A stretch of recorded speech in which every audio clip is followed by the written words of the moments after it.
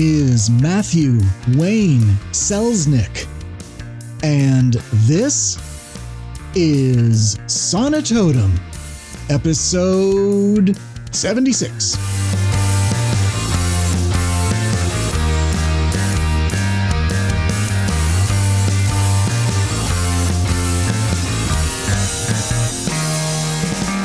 Hello, my friends. On this and every episode of Sonitotum, we talk about making stuff, mostly writing, finding success as we each define it for ourselves, and staying healthy and sane in the process.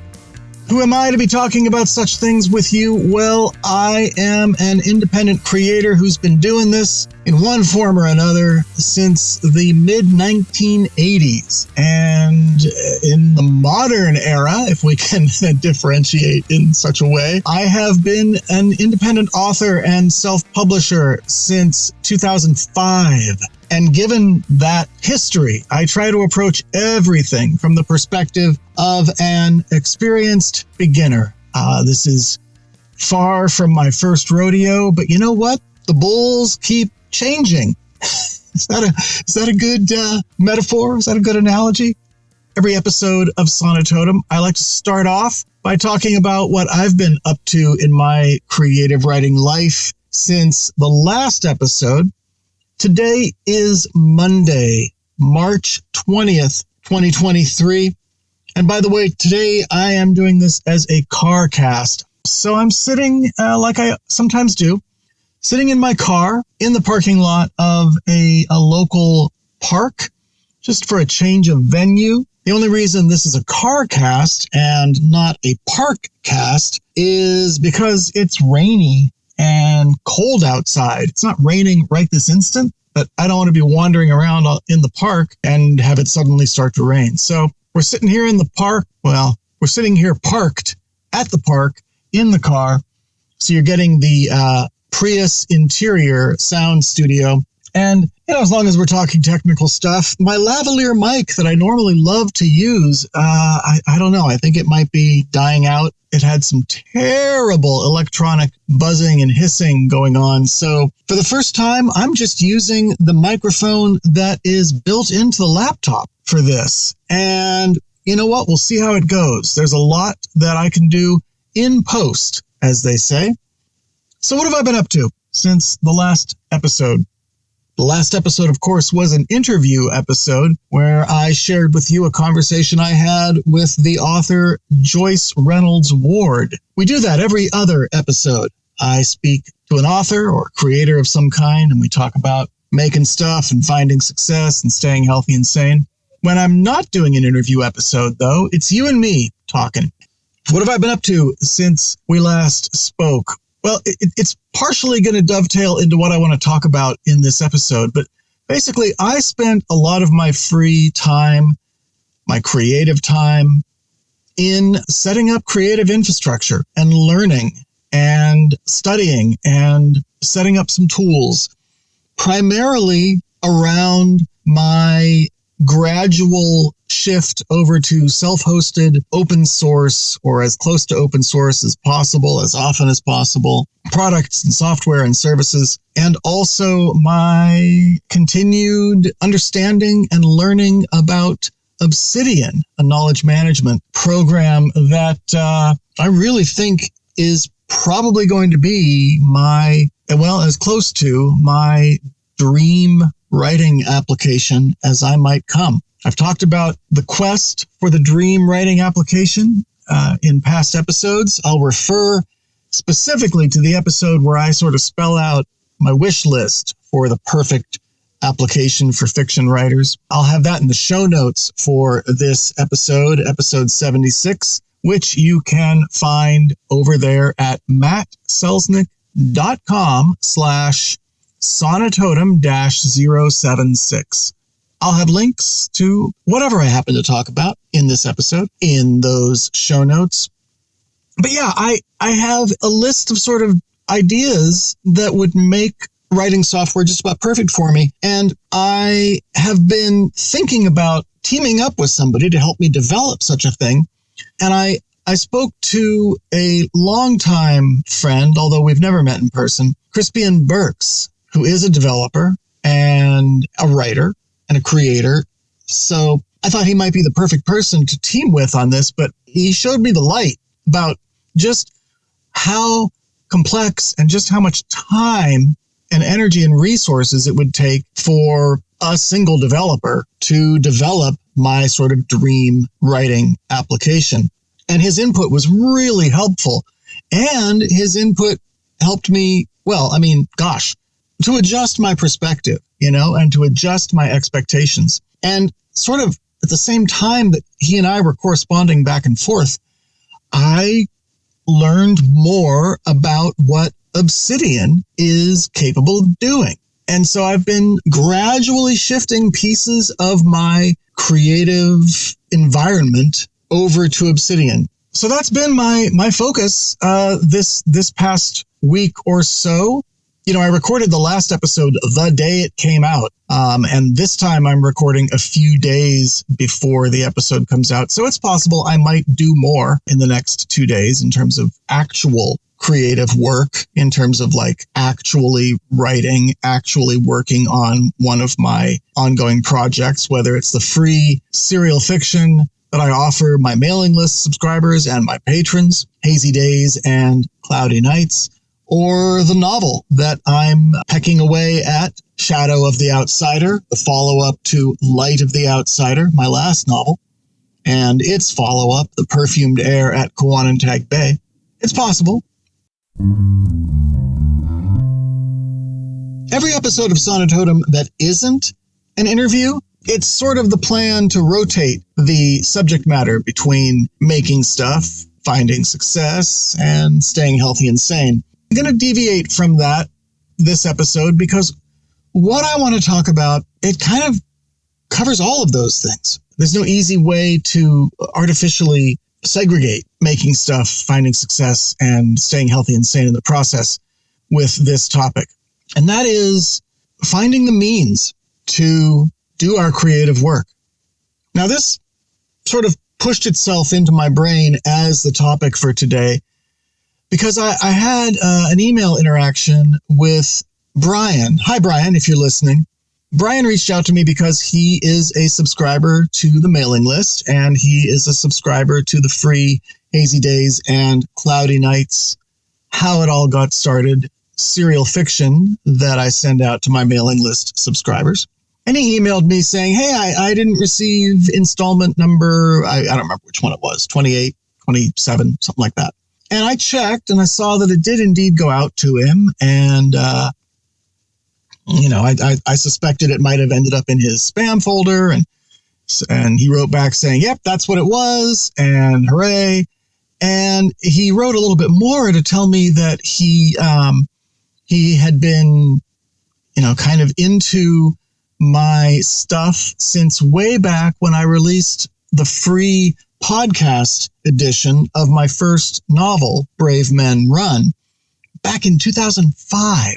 And he had been looking for other audiobooks from me, in particular, I suspect, although he didn't say this, in the same story world as Brave Men Run, the Sovereign era. And quite rightly, he only found the audiobook of a short story set in the Sovereign era, The World Revolves Around You. And he mentioned that he was visually impaired and that reading is physically taxing for him, and that he takes in Hazy Days and Cloudy Nights using a text-to-speech service, which is less than ideal. And he was wondering, if there are other audiobooks in the Sovereign era cycle.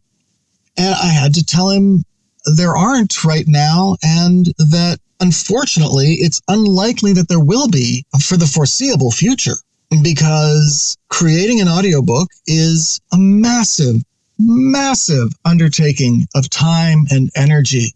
For a novel length work, it's easily 40 plus hours. And, that doesn't mean 40 hours at 8 hours a day like a day job. You simply can't record, or at least I can't, a dramatic narrative for that long. I can do maybe an hour and a half before my voice starts to get fatigued. Heck, my voice gets fatigued sometimes when I've done an hour of just this podcast. So making an audiobook is a tremendous amount of work. It's said that for every minute of finished audio, you can assume at least 3 minutes went into it. Sometimes that's more like 5 minutes. And so, do the math. 8 hours, your average length for a novel length audiobook, there's 40 hours or more. And in so many ways, I can't afford to take the time away from the work I do for clients because that's what actually pays the bills. I can't afford to take the time away from doing things like this podcast.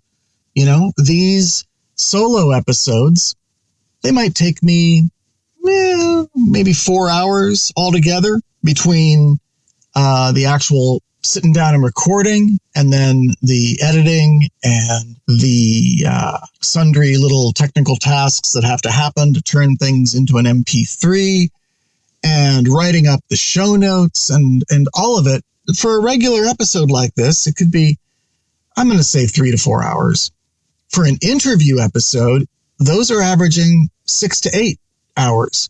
That involves editing down 2 people's voices who have been rambling on with each other for an hour and a half, and then all the rest of it. The point is, there's only so much time, and there's only so much energy. I find that I kind of turn to garbage by 7, 8 o'clock at night. I'm not able to do really good mental work, especially if I've been doing deep mental work all day. It all got me thinking about how much I would love there to be audio editions of all of my works, because it's not infrequent that I hear from people in the reader community who are visually impaired. I would love to serve those folks. I would love to offer audio editions for those folks.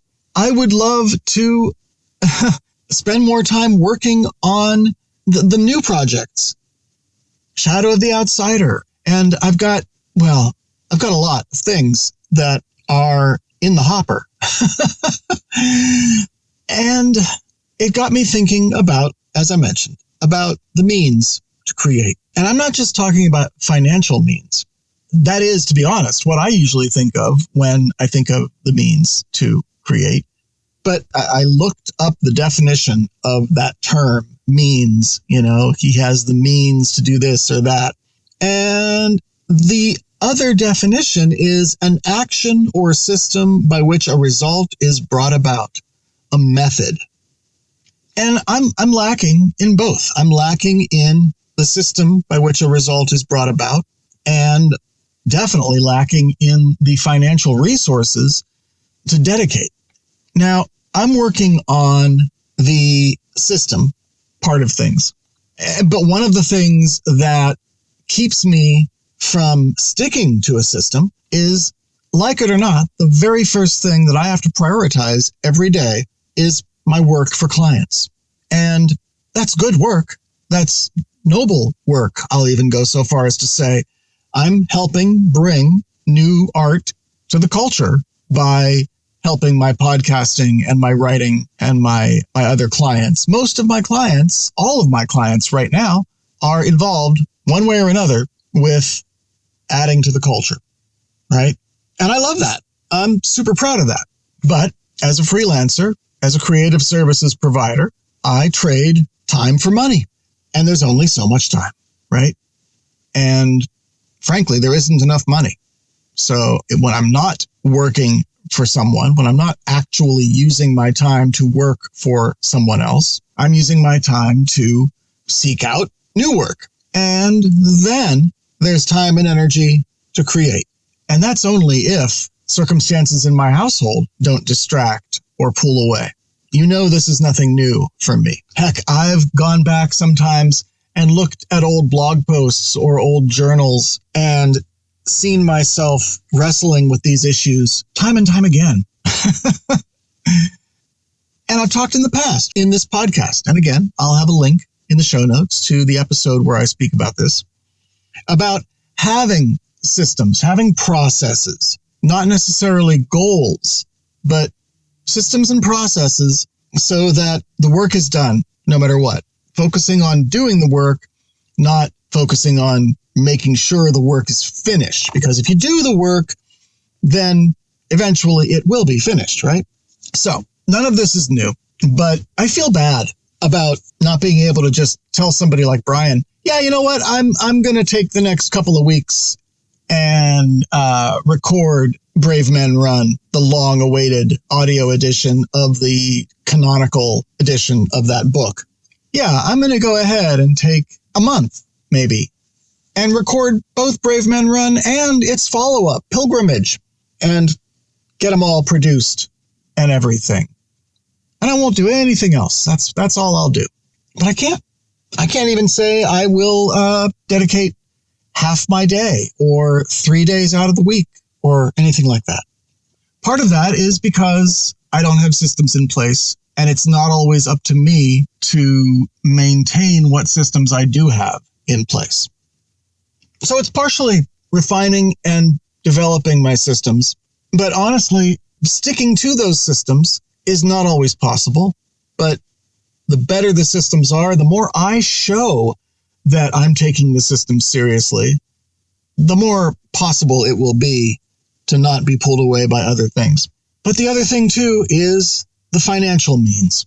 And I've asked this before of you, dear listener, how you are juggling your creative life with the obligations of your professional and personal life. I'm going to ask again. I'm looking for your specific story, what your circumstance is, how you carve out time to create, whether or not that time that you carve out is respected or valued or considered valid, how good you are at sticking to it, all those things. I'd like to hear about it. For me, though, it comes down to the second definition of means, financial resources, because I can't work a 3-day work week. I can't give a good chunk of time consistently to a major project. And it's got me thinking about something that I've had in the back of my head, considering a sort of a just for shits and giggles kind of thing, a sort of a why the hell not kind of thing. And that is, why not have multiple crowdfunding campaigns running for several different projects? And these would be all or nothing crowdfunding campaigns. And they would be, to my mind, extravagant, because we're talking about work that doesn't really cost resources. It's work that costs time. It's work that causes other work to be put aside. And that other work just happens to be the work that pays my rent and my bills. But what if there was a crowdfunding campaign? Let's use a specific example. Let's say I start a crowdfunding campaign to record and edit and produce the audiobook edition of the canonical edition of Brave Men Run, a novel of the Sovereign Era, the book that started it all for me, and that seems to be the audiobook that seems to be in the most demand, right? Because we're talking about something that only really costs me time, but definitely takes away from my gainful employment because of the time it would take, I would set the goal to 2 months of living expenses, which for me, let's say right now, $8,000 would do it. That's net. Any crowdfunding campaign platform is going to take their cut, and there's payment processing fees and whatnot. If I were to offer some sort of tangible perk for taking part in this crowdfunding campaign, then of course I would have to adjust the goal upwards for that as well. For example, I'm thinking right off the bat, anyone who pledges to support the audiobook would automatically receive the ebook edition. But maybe if they throw in a particular amount more, they would also get an autographed version of the paperback. Maybe I could create a special edition hardcover as well and offer autographed editions of those. So I would have to factor that in. So when all is said and done, we're probably talking about 10 grand, maybe more. I don't know. I'd have to work it out. But here's the thing, though. I could do this for everything that I'm trying to do. I could do this for Shadow of the Outsider. What would it take to raise the money, to spend the time, to focus solely on doing that? Could I write a novel in 3 months? Absolutely. Could I raise 3 months worth of living expenses to that end? Perhaps. Now, these would all be all or nothing, right? If I don't reach the goals, then I don't get the money. And it doesn't mean that I wouldn't continue to work on such things. It would just mean that all the things I want to do would happen much slower. But my idea is to run these things at the same time, to have multiple things running at once and put them up with as long a time frame as possible in terms of the time limit. Now, as far as I know, something like a Kickstarter can only go, I don't know, whatever it is, 60 days, 90 days. It's been so many years, I would have to look. Indiegogo, same thing. I think they have a particular time frame. If I could find a crowdfunding platform out there that will hang on to the money or hang on to the pledge or the promise of the money for as long as possible, these campaigns could be open-ended, right? So I just keep mentioning them ad nauseum, every podcast episode, every week, every few days in social media, just have it be open-ended. And if it takes a month to raise the funds, so be it. If it takes 3 months, so be it. If it takes 6 months, so be it. If it takes a year to raise the funds for something, well, that's what it takes. Again, it doesn't mean I can't be also working on other projects, but I won't be working on anything to the degree that I could be working without this crowdfunded money. As it is with so many episodes of Sonitotum, I'm kind of figuring this out as I talk to you, and I am always very open to your feedback on this. The last time I ran any kind of crowdfunding thing, I just did it through my mailing list. I just did it through my community of friends and fans. And all I was trying to do was raise money to offset the costs of the production of my last novel, Light of the Outsider.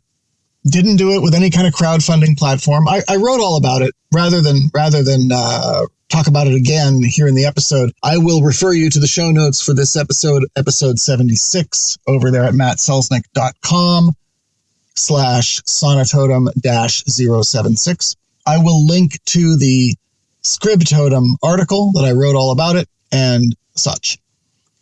But I've done something like this on a much smaller scale, but I'm wondering. Now, of course, there is my member community, the Multiversalists, and you'll hear more about the Multiversalists in the little break that's coming up. I've got my Multiversalists who contribute $5 a month, and I love them.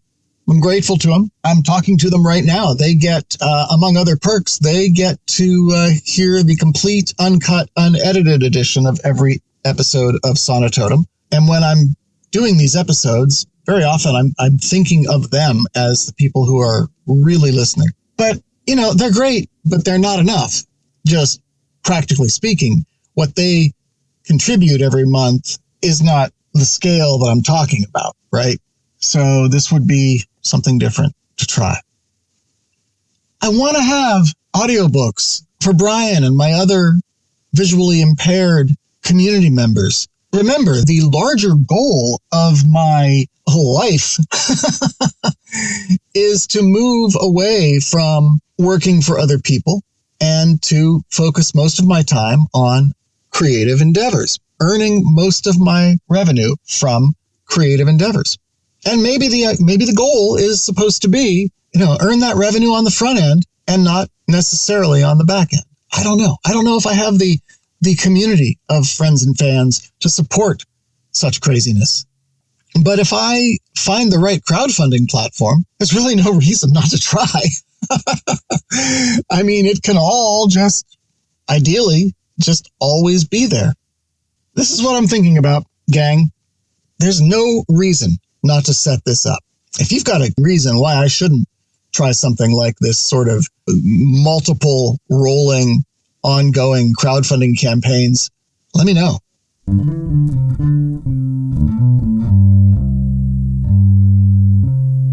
So next up, we've got some listener feedback. I want to thank Amy Bowen, who is part of the Multiversalists member community, for sending in 3 audio comments on various episodes of the podcast.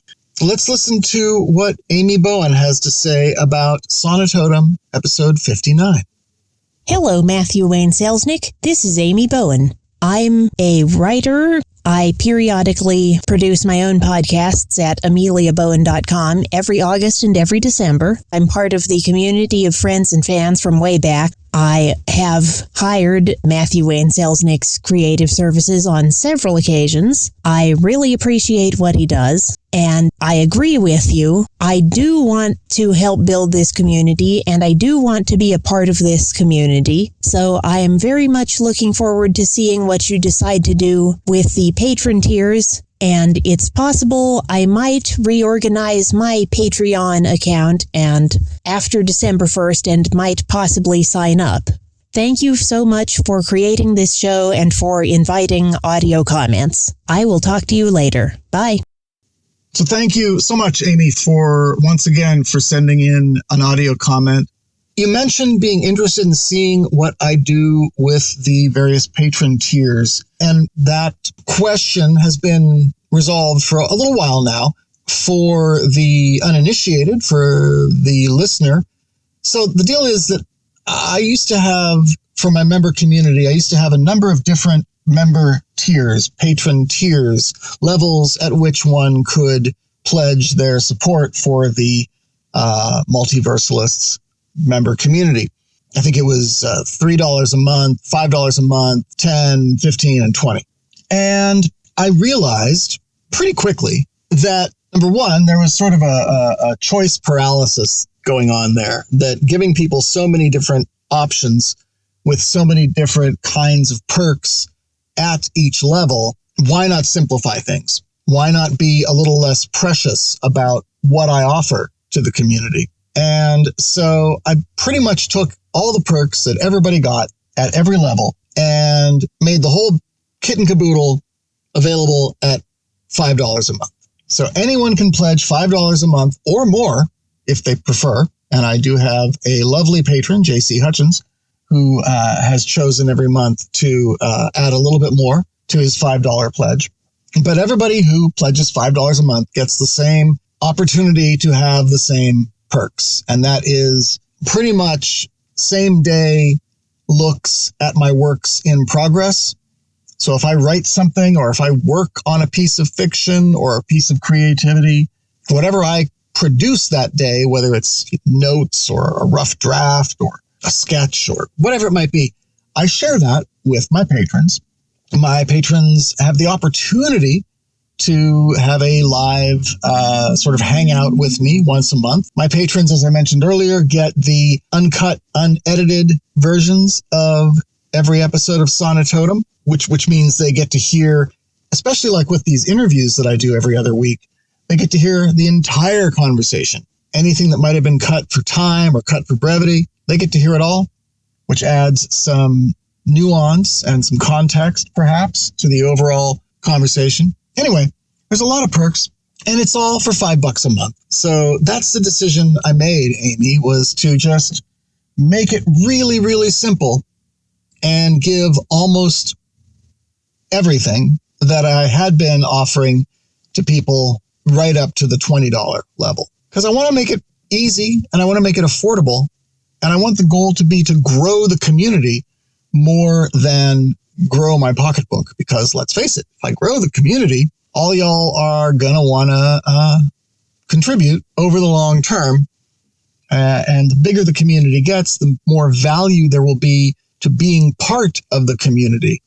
I would love the Multiversalists community to be a place where community members support each other in their creative endeavors. And I don't mean necessarily financially. I mean with support, with critique and encouragement and spontaneous mentorship and all that other stuff. So the more people who are in the community, the more chance that will come to pass. So that's what I decided, Amy, is to just make it $5 a month. So thank you, Amy Bowen, for that audio comment. She sent me 2 other comments, and I will address those in future episodes. As long as we are talking about the multiversalists, let's take a pause and give a listen to this.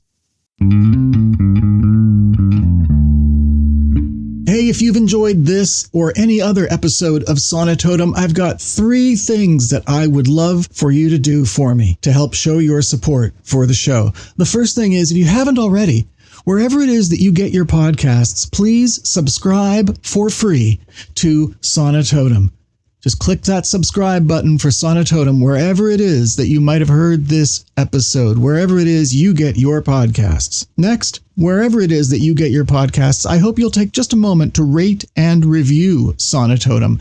Tell the world why you enjoy the show and why other people should listen to it and subscribe for free. And finally, if you'd like to go the extra mile, you have the will and the means, I hope you'll consider becoming a patron of Sonitotum and my other creative endeavors. For just $5 a month, not only will you be a member of the Multiversalists community of writers and readers and creators, you will receive all kinds of special access, perks, and exclusive content, not least of which is the uncut, unproduced edition of every episode of Sonitotum. Just go to mattselznick.com/b-a-patron or visit patreon.com/mattselznick and pledge just $5 a month to support the show through your patronage. That's it. If you can do 1 or 2 or all 3 of those things, you'll be really helping the show and helping me reach more people with the Sonitotum mission of making stuff, finding success, and staying healthy and sane in the process. Thanks. Speaking of multiversalists, I want to thank my $5 a month patrons, Amy Bowen and Chuck Anderson, and JC Hutchins, and Ted Leonhardt. You guys have been the core patrons for some time and a very consistent group. I appreciate you very much. Folks, if you're listening and you're not already a part of the member patron community, I hope you'll consider joining us in the member community. You can go to mattselznick.com/b-a-patron.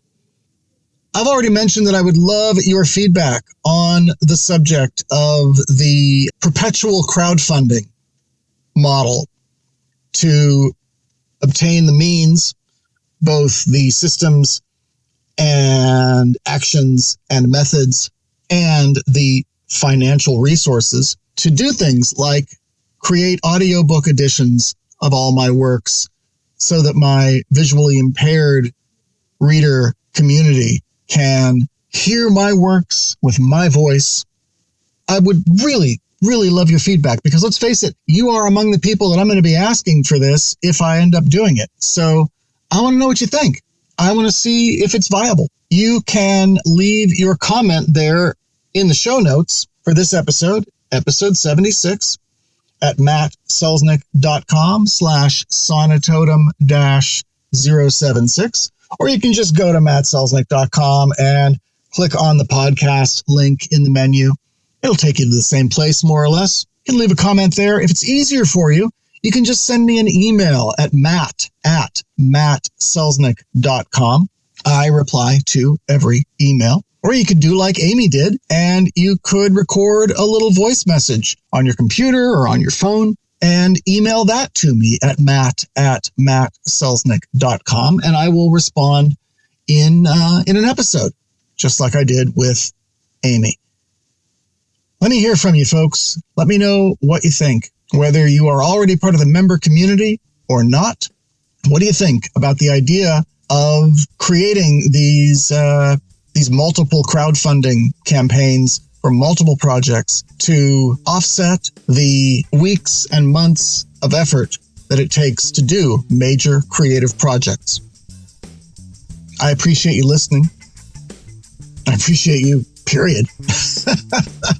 I'm glad you're out there. My name is Matthew Wayne Selznick. Do take care.